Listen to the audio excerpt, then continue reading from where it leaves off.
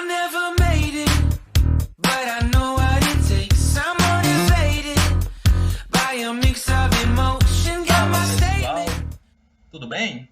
Eu sou o professor Maximiliano Marques e eu vou estar com vocês com a disciplina de língua portuguesa ao longo deste ano letivo aqui em São José de Ribamar, com a turma do 9º ano. E nós vamos falar um pouquinho sobre gramática, nós vamos falar um pouquinho sobre gêneros textuais, sobre produção textual, sobre semântica. Toda semana eu vou trazer para vocês um assunto. E eu quero ver vocês ligadinhos aqui comigo, tá bom? Toda semaninha teremos assunto novo aqui. E hoje nós vamos trabalhar o conto social. Sei que muitos de vocês não conhecem, não sabem ainda o que é, estão com dúvida, mas eu acredito que a maioria saiba o que é conto. Ah, mas eu não sei. Então vamos descobrir agora o que vem a ser o conto. Afinal, o que é o conto? Conto é uma narrativa curta que em geral apresenta apenas um conflito. Embora não seja uma regra, é comum que o conto apresente o que? Poucos personagens, espaço ou cenários limitados, né? E um recorte temporal bastante reduzido. Se formos comparar o conto com o romance, nós vamos perceber diferenças gritantes. Enquanto o romance tem diversos personagens, uma infinidade de personagens, o conto tem pouquíssimos personagens. E esses pouquíssimos personagens do conto transitam em cenários, em espaços limitados, em 1, 2, 3.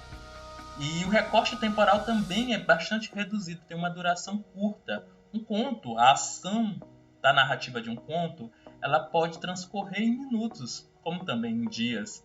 Quanto ao romance, vocês sabem que a ação pode transcorrer ao longo de anos, décadas, até séculos, dependendo da história. E a classificação desses contos? Vocês têm que tomar nota da palavra temática. De acordo com a temática, o tema que foi desenvolvido no conto, nós temos uns diversos segmentos dentro desse universo conto. Temos o conto de fadas, psicológico, fantástico, social, entre outros que esse material não daria conta de dizer, né? Se eu tenho elementos como fadas, princesas, príncipes, né? Nós teríamos o tradicional conto de fadas, né? Todo mundo conhece. Conto psicológico já é aquele conto centrado no individualismo, no sentimentalismo, na memória de um determinado personagem narrador, né? Conto fantástico é aquele conto que vai flertar com o maravilhoso. E, enfim, nós temos o conto social, que é o tema da nossa aula de hoje. Mas, Max, o que vem a ser esse conto social? O conto social, vocês têm que pensar primeiramente na questão da literatura. Qual é a função da literatura? Se vocês forem perguntar aos parentes, para os amigos de vocês, eles vão dizer assim: a função da literatura é entreter. A literatura fala de sentimento, de amor impossível. Então, esses são temas da literatura. Mas não é verdade. A literatura ela também pode falar de temas bastante espinhosos e dolorosos. E o conto social está aí para ilustrar isso. A literatura a serviço da denúncia de problemas sociais. Essa é a função do conto social. Tem como temas recorrentes as dificuldades dos grupos sociais desprivilegiados. Aí vocês podem pensar em pessoas com alta vulnerabilidade social, pessoas em situação de miséria extrema, não é? Problema das minorias, podemos pensar aí nas pessoas que têm deficiência e outras injustiças sociais. Esses são os temas que vão aparecer fortemente no conto social. Se é a denúncia de problemas sociais, são problemas que afetam a sociedade como um todo e que pode estar aí do seu lado, que você não está percebendo. Como é que eu identifico um conto social? Eu leio esse conto e eu vou classificá-lo como social. Um conto social, de maneira geral, eu tenho uma caracterização social dessas personagens. Como assim?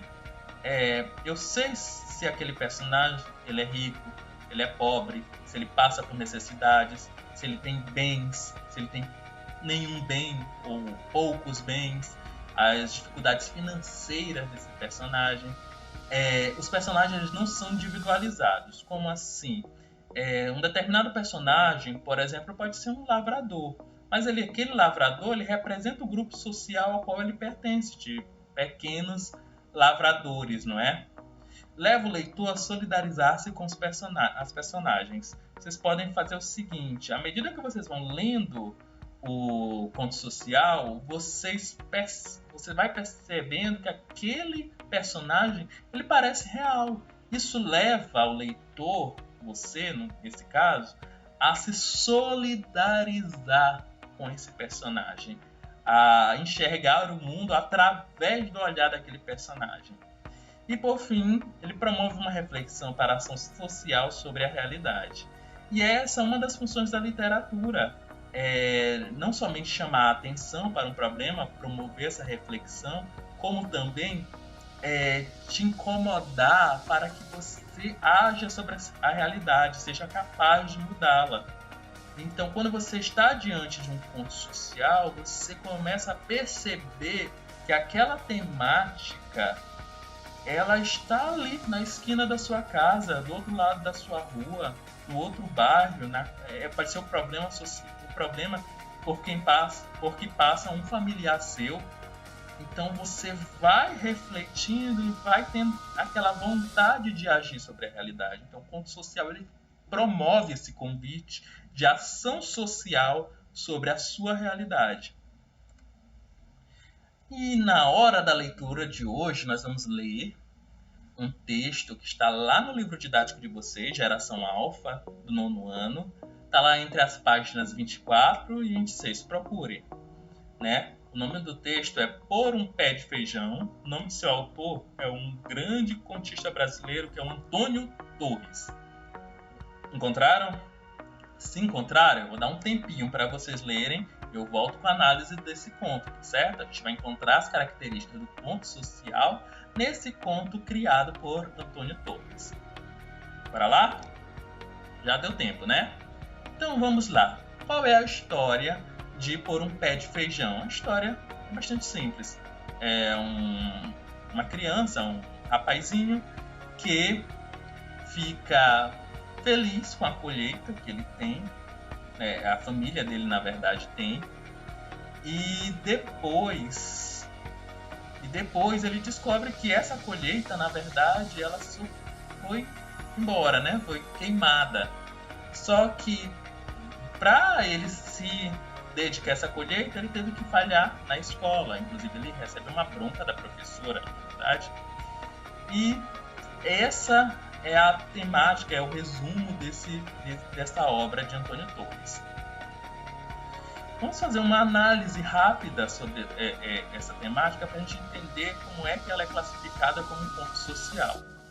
A gente pode perceber, no primeiro momento, que o garoto e sua família possuem terra e plantam nela. O garoto e sua família têm uma terra, né, e usam essa terra para iniciar uma atividade comercial, né? Plantar, colher e deixar a parte para que eles possam se alimentar. Só que no meio dessa história aparece uma denúncia social, vocês perceberam? Que é quando o filho ele deixa de ir à escola para ajudar na lavoura. O menino chega na escola depois de muito tempo desaparecido, a professora dá uma bronca, diz que ele vai perder o ano, mas ele acha que ele perderia muito mais se ele não estivesse ajudando seus pais na lavoura. Então ele prefere, na visão de mundo desse personagem, é melhor que ele esteja trabalhando que estudando. E nós todos sabemos que o trabalho infantil existe no Brasil e existe em todo o mundo. E é um crime, né? Porque a criança deixa de estudar, se dedica à atividade econômica, quando vê, perdeu a chance de se aprimorar enquanto um ser social. É essa mudança, esse problema, na verdade, que aparece nesse conto aí, de uma forma literária, mas não deixa de ser uma denúncia social. E a situação econômica dessa família é pouco favorecida, mas ela não é de extrema pobreza. A gente percebe lá na leitura do final do texto que eles vão ter como se manter, apesar de eles terem perdido a plantação. Mas não é uma situação de extrema pobreza. ainda, pelo menos não ainda. Não que um outro conto social não possa trabalhar com pessoas com uma vulnerabilidade social ainda bem mais alta, tá? E o texto, o que é que faz desse texto ele não ser só uma denúncia social, ser um texto de repente informativo? Essa é a presença da linguagem literária. E para ilustrar esse fenômeno, eu trouxe um excerto, nós vamos ler aqui na tela, que está presente nesse conto do Antônio Torres. Toda a plantação parecia nos compreender, parecia compartilhar de um destino comum, uma festa comum, feito gente, né? Aí a gente percebe que a plantação ela começa a ter características de seres humanos, né? De seres animados, como compreender, agir feito gente, né? E a gente sabe que plantação é um ser inanimado e que, portanto, não tem condições de pensar, de sorrir, de agir, de nada. Mas na tessitura, na construção desse texto, é colocada como se a plantação fosse uma espécie de personagem, por meio de uma figura de linguagem, né, que constrói esse texto, chamada prosopopeia ou personificação, que em resumo é quando eu coloco um ser inanimado com atributos de seres animados. Então isso é personificação ou prosopopeia, tá bem? E o que legitima a gente, que a gente possa dizer que esse texto é literário. Galera, eu vou ficando por aqui, tá bom? Essa foi a nossa primeira aula. Vou esperar vocês na próxima. Faço já o convite desde já. Espero que vocês tenham gostado.